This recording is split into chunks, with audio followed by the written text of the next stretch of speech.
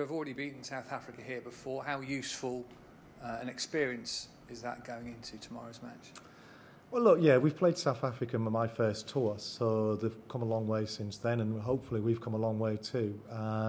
It probably counts for nothing to a degree. It counts for something because we'll get confidence from it, and hopefully we've left a few scars, but to a large extent it's a one-off game, isn't it? You know, it's a winner-takes-all match with a big prize at the end of it. So, yeah, it's about coping with the pressure and doing the very, very simple things very, very well. The team that does the little things really well will probably have the best day tomorrow.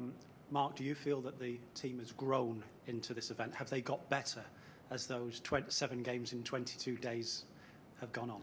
Oh, 100%. And as I say, I said that right at the beginning. I felt we'd get better as the competition went on because, you know, we had people with niggles, we had people a little bit down on overs, we had the captain coming back from an injury, Lauren Winfield we missed.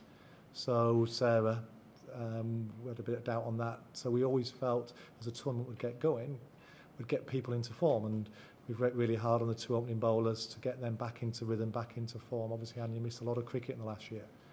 So it's been heartening to see where we are, and it was very professional performance the other day on a difficult wicket. I thought 180 would have been par. I thought 200 would have been a winning score. To get 220 was brilliant. And Heather, from a playing perspective, how much are you and the team enjoying playing in this part of the world, somewhere that obviously you're very familiar with?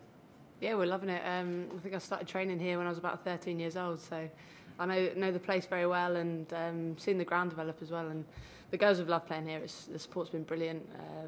That game against Australia was a real highlight. The sort of crowd lived every ball towards the end with us, and as a player it really does lift you. It kind of makes you want to do well, and obviously reward the supporters that have come to watch us. And I think the girls have really tried to play that type of cricket that is exciting to watch, and hopefully people will continue to get behind us. Obviously a big game tomorrow. I know it's midweek, but hopefully a few people taking sickies and coming down and support us.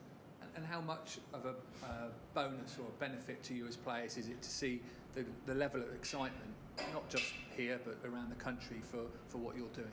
Yeah, it's been brilliant. I think credit to the ICC and the ECB for kind of staging the type of tournament they had, and sort of giving it the same publicity as they would a men's tournament. And it's also been great to see so many young girls coming and watching, and the mascots were good fun the other day as well. So yeah, we're really enjoying it, and we hope we can put on another good show and another winning performance tomorrow. And as a group of players, how are you feeling about the challenge that is coming your way tomorrow? Generally quite relaxed. I think the girls have been generally quite calm and going about their business with a bit of purpose today. I think because of the schedule it's been very full on, and it just feels like another sort of game, and that's quite a nice place to be, I think. And I think it's obviously there'll be added nerves tomorrow, I think, at the semi-final, but that's natural. We wouldn't be human if that was the case. But I think it's important we stay relaxed and trust in what we've done, and trust in our skills, and yeah, we're confident we can put in a strong performance, and it's those sort of big games that you want to do well in. Mark, you said that South Africa had come on. How have they come on since the last time you played them? Because I think they were ranked 6th coming into the tournament. I think they played a lot of cricket, and you get experience from winning and losing. As I say, I think I read a stat. I think there's them in India that played the most cricket out of all the teams in the world. The young opener, who I always mispronounce, I won't even try today, has been outstanding, hasn't she? She made a debut against us, looked a good player then, and she's had a great tournament. You know, they've changed the order slightly with Lee going up front, and she gets them off to a dangerous start. So, and the two leggies, the bowlers are good as a full stop, but they've probably got a bit more depth in the batting than when we played them in South Africa. So there'll be a test tomorrow.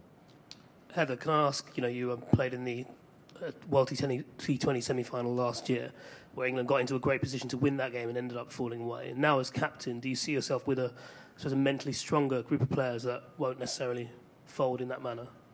Yeah, hopefully. Obviously, cricket's cricket. Sometimes things like that happen, but I think a lot of the things we've done in the last 18 months were because of that semi-final, and about being better prepared, I guess, if we're in that position, and being able to cope with pressure and deal with it better. And I think the girls are in that place. I think we've got a better skill level as well, I think, and that's a massive pressure off when you trust your game, you trust the players coming in next, and you trust the bowlers. So yeah, I think we're definitely in a better place to do that, and obviously we've got a strong South African team tomorrow, and it's important that we turn up and we do the things that have served us so well, and we stay relaxed and just do our jobs. Really, that's what it's about.